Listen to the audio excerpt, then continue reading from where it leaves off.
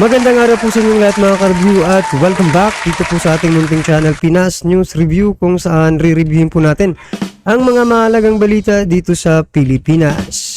Mga simpleng komento sa mga issue dito sa Pinas. At ito nga po mga ka-review natin, lagpas 20 barko ng China kalaban ng 3 barko ng Pilipinas. Nako, dihadong-dihado po ang Pilipinas mga ka-review natin. Nasa hukay buhay ng AFP. Binanatan pa tayo. Binanatan pa tayo yung China mga ka-review natin. Ano kaya ito? Alright mga ka-review natin, mula po ito kay Melvs Castle. Nasa description po ang full video link ng balitang ito. Subscribe nyo na po Melvs Castle mga ka-review sa kanya pong balitang ito. Alright mga ka-review natin, bago ka pa lang at di pa po nakapag-subscribe sa ating munting channel, please don't forget to subscribe at i-click na rin po ang bell notification para updated ka po sa lahat ng ina-upload sa ating reaction video, yung mga ka-review natin, At eto na nga, sama-sama at sabay-sabay po natin pakinggan, panoorin at bigyan ng reaksyon ang balitang ito. Eto na po. Hindi lang isa, hindi lang 2 o 3, kundi 15 mahigit ang barko ng China na humarang sa resupply mission. Yan ang listahang inilabas ng barko na kinakalaban ng Pilipinas. Ang mas nakakabahala pa ay may presensya ng 2 barkong pandigma ng People's Liberation Army Navy. Hindi na tayo magtataka bakit walang pantapat ang Pilipinas laban sa China. Bilyong-bilyong pondo kasi ng AFP ay napupunta lang sa mga bulsa ng politiko. Pero pagigiit ng Armed Forces of the Philippines, wala silang pake kung gaano kadami ang pwersa ng China. Hindi kami matatakot dyan. At ipipilit pa rin ng AFP ang karapatan nito sa ating sariling teritoryo kahit kulang at hindi pa sapat ang ating hukbo.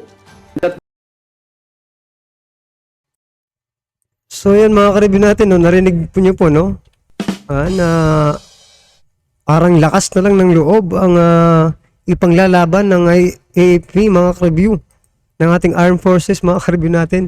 Kasi nga po kulang na kulang ang ating mga kagamitan tulad ng mga barko, malalaking barko, mga ka-review natin. So hindi po pwedeng ganun na lakas lang ng loob. Hindi po yan pwede mga ka-review natin. Kailangan po natin maging matalino. Hindi po pwedeng sumulong na, di ba? Hindi po pwedeng maging gaya ng SAF 44 mga ka-review natin, na parang pasintabi na po doon sa mga sa mga pamilya ng SAF 44 mga ka-review natin. Na parang ipinain lang sila mga ka-review natin, pasensya na po kayo kung nanonood po kayo yung mga relatives and family ng SAF 44. Pero ganun po kasi yung nakikita ng taong bayan, parang ipinain lang po yung SAF 44 mga ka-review. Sana naman po hindi mangyari ito dito sa West Philippine Sea mga ka-review natin, yan, kung nakikinig po, sino ba tayo para pakinggan naman mga ka-review. Pero anyway, sabihin pa rin natin yung opinion natin mga ka-review natin. Gaya nga ng sabi ni Melvs Castle mga ka-review natin, na yung pondo ng ating bansa, di ba? Na napupunta lang tuloy sa mga politikong kurap at ninanakaw lang nila. Gaya nga nitong issue ngayon, di ba? Na extraordinary fund ng lower house, pati at saka sa Senado. Diyan sa House of Representative, na pinamumunuan po ni House Speaker Romualdez. Nako po, napakalaki pala ng korupsyon dyan dahil walang resibo mga ka-review. Kung di certification lang ang kanilang ipinapakita sa COA. Nako po, bakit ganun ang COA mga ka-review natin? Ordinaryong Pilipino sa BIR kailangan may resibo. Dito gobyerno mga ka-review, which is na kailangan ng transparency. Bakit ganito kayo Commission on Audit mga ka-review? Bakit nyo pinayagan yung House Resolution ni Resolution number 10 ni Ping Lacson mga ka-review natin? Bakit pinayagan niya ng COA? Diba? Samantalang ordinaryong Pilipino, napunta na tuloy tayo sa sa fund naman yan mga ka-review. Balikan po natin dito yung ating mga AFP. Dito muna tayo. Yan yung mga pondong kinakawat ninyo sa ating gobyerno, Ilagay nyo po sa AFP kung talagang seryoso po kayo natalunin ang China. Kasi gano'n naman ang gusto ninyo eh. Ayaw nyo ng diplomasya. Kasi meron tayong mga kaalay na mga bansa, no? Pero ang hirap naman nun, no? Mahirap po, for example, ako yung alay ninyo, di ba? Tapos kayo, kurap lang ng kurap dyan, kawat lang ng kawat dyan, di ba? Tapos ako dito, ako dito, di ba? Makikipagpatayan ako dito, no? Di ba? Sasabihin ng ating mga kaalyansa, mga karibin natin na, gumalaw naman kayo. Bumili naman kayo ng malalaking barko, di ba? Yan. Masyado na po tayong napapahiya. Yun po yung opinion ko. Dito sa ating mga kaalyansa, mga ka-review. Na bansa. Di porket tinutulungan tayo nila, ipapabayaan na lang po natin yung ating mga armed forces. Hindi po magandang tingnan, mga ka-review natin, no? Papupuntahin mo doon yung ating mga ating Navy, mga ka-review natin, ng ganyan lang. Tatlo lang sila, mga ka-review. 20 ang kalaban nila. Mga barko, mga ka-review, malalaki pa. Ay, nako, korupsyon sa Pilipinas, hindi na talaga maiiwasan. Maiiwasan pa ba ang korupsyon, mga ka-review?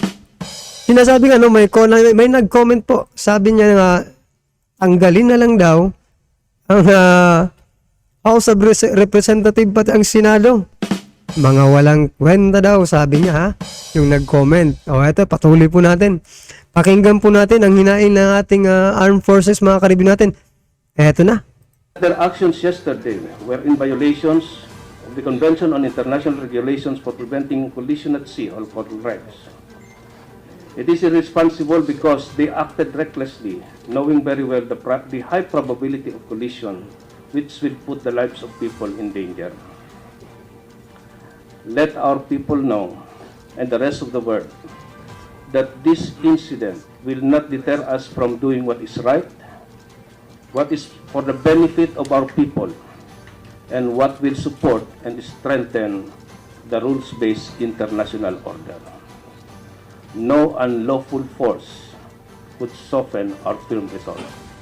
Ipinakita rin dito ang wasak na parte ng Philippine Coast Guard vessel. Sa litrato, kitang-kita na napakalaki ng butas na ginawang pinsala ng China. As you can see, it is that thick. It is not as something that we can say that's just a scratch on the paint. No? Malalim po yung tama niya. So we're still going to evaluate how it affected the integrity of the hull of our vessel. Pinalagan naman ni National Security Spokesperson Jonathan Malaya ang kasinungalingan ng Chinese Foreign Ministry. Sa inilabas kasing statement mula sa China, tayo pa ang sinisisi, tayo pa ang iligal na nanghimasok sa kanilang teritoryo at tayo daw ang may kasalanan ng lahat. Dito sinupalpal yan ni Spokes Malaya. Kakapal na mukha ng mga Chinese na ito. Wala namang naniniwala sa kanila. From the videos and the photos and the deployment of China's overwhelming deployment in the Ayungin Shoal, that the provocative actions are on the part of China. No? It is not the Philippines that is increasing tensions. It is China that is increasing tensions in the West Philippine Sea, especially by interfering and blocking our legitimate resupply mission to Ayungin Shoal. And we consider this development as alarming, that the Department of Foreign Affairs summoned the Chinese ambassador this morning. And we would like to emphasize that that is a clear and unequivocal message being sent by the Philippines to China, that we do not accept what is happening, that there has been a collision already, and as we have seen very clearly through photos and videos, and as will be reported by our embedded media friends later on by several networks, that their actions were the ones that caused this collision. Okay, and the urgency of the matter required the Philippine government to the Department of Foreign Affairs to summon the Chinese ambassador to express our displeasure over what happened. Because it was serious enough that it could have caused, it placed the safety of our Filipino crewmen on the line, and it would have caused more disastrous results. And we are just very thankful that nothing happened in this event, but it may happen in the future. That is why we are right now considering all possible actions, no, future actions, but those future actions, of course, will depend upon instructions from higher ups. And the President, of course, and the Secretary of National Defense and all relevant cabinet members have been informed by this development. But of course, whatever future action the Philippines may undertake will depend upon what instructions we receive from higher ups in the. So yan no, mga ka-review natin ha. Parang parang walang mananalo dito, mga ka-review natin. Kasi sinasabi ng China na, 'di ba? Illegal na pumasok ang Pilipinas. Ngayon naman sinasabi din ng Pilipinas na legal kaming pumasok. Kasi amin 'yan, no, mga ka-review. Parang wala talagang 'di ba? Parang walang mananalo, walang mananalo, mga ka-review eh. Pantay na pantay yung claim nila ng Pilipinas natin, no? Pilipinas, atin at China nila. So, eto na lang po yung naiisip ko. Opinion lang po ito, mga ka-review natin, ha? Kayo po, alam ko, may matatalino po kayo at may mga opinion din. Kaya respetuhan lang po tayo, mga ka-review natin, no? Eto po yung, sinasabi ng ating bansa na ganito, di ba? Ganito, ginawa namin ang lahat. Kami po ang legal na umano dyan. Bakit niya po kaya sinabi yun, no? Ang naisip ko po kasi para marinig ng ating mga alyansa na mga bansa na legal na nasa tama tayo, di ba? Which is nasa tama naman talaga tayo, no? O, yan po yung nakikita kong dahilan, no? Kung bakit sinasabi dito na, di ba? Tayo ay ganito, di ba? Yung China naman, mga ka-review natin, sinasabi rin nila na legal daw sila, mga ka-review natin. Oh. Ang ko naman dyan, mga ka-review natin, ang opinion ko naman dyan, kung bakit nila sinasabi na legal sila, para naman kampihan din sila, no, ng kanilang mga alyansa at syempre yung mga kanilang mga residente, 'di ba? Yung mga Chekwa diyan sa China.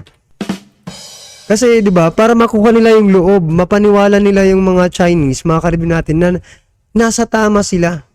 'Di ba? Ganun po yung opinion ko, mga ka-review. Parang nagpapalakasan ang Pilipinas at China sa kanilang mga alyansa. Nagpapalakasan sila through the information na pinupukol nila sa bawat araw na sagupaan, no, ng mga impormasyon, dito sa mundo ng social media, maging sa mga mainstream media, kasi di ba mga yan sila mga government official, kaya kami mga media dyan. So kayo, mga ka-review natin, ano po ang inyong opinion dito sa mga pagbabanta ng China, no? Sa ating bansa. So, i-comment lang po sa baba para at least alam po ng ating mga kabayan ang inyong nararamdaman sa balitang ito. Alright, mga ka-review natin, kung bago ka pa lang at di pa po nakapag-subscribe sa ating YouTube channel, please don't forget to subscribe. At i-click na rin po ang bell notification para updated ka po sa lahat ng ina-uploads nating reaction video. At wag din pong kalimutan, mga ka-review natin, i-subscribe si Melvs Castle. Nasa description po ang full video link ng balitang ito. Subscribe nyo na po. Maraming salamat po.